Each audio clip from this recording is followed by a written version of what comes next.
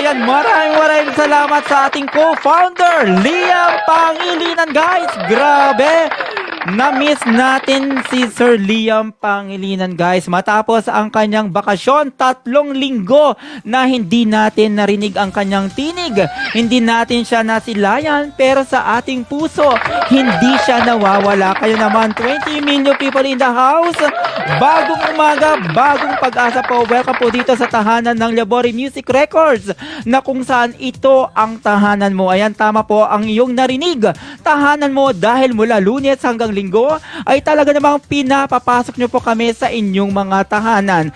Kaya naman sa pagkakataong ito, yakapin nating muli ang pagbabalik ng ating co-founder para maghatid sa atin ng inspirasyon, motibasyon at pag-asa. Good morning, Sir Liam Pangilinan.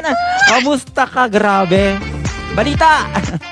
Yes, Sir Vince. At syempre, good morning Luzon, Visayas at Mindanao. At syempre, magandang gabi din dyan sa Canada, Sir Vince. Sa lahat ng mga nakatutok, OFW, sa lahat ng mga recording artist, grabe, na-miss ko kayong lahat, guys. Kaya naman ngayong araw sa aking pagbabalik ay sana po ay magsama-sama tayong magbigay ng inspirasyon, motibasyon at pag-asa. Pagpasensya ninyo mga guys dahil ako ay muli bago. Grabe, iba ang kaba sa ating pagbabalik, Sir Vince. Kaya magandang umaga. Kamusta, Sir Vince? At syempre sa mga taong nandiyan sa Yes, maraming salamat, Sir Liam Pangilinan. Sa iyong pag-alis ay mismong kaarawan ng Labori Music Records. Naalala ko, hindi tayo magkasama sa araw na iyon, Pasko at New Year. Pero sa puntong ito na ang aking ipinagdasal na muli tayong magkasama dito sa ating tahanan, Labori Music Records. Pero syempre sa araw na ito,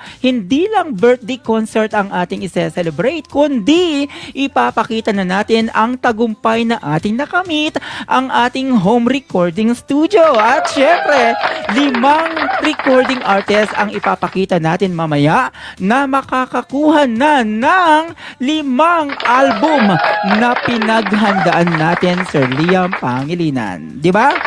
Yes, tama kayo, Sir Vince.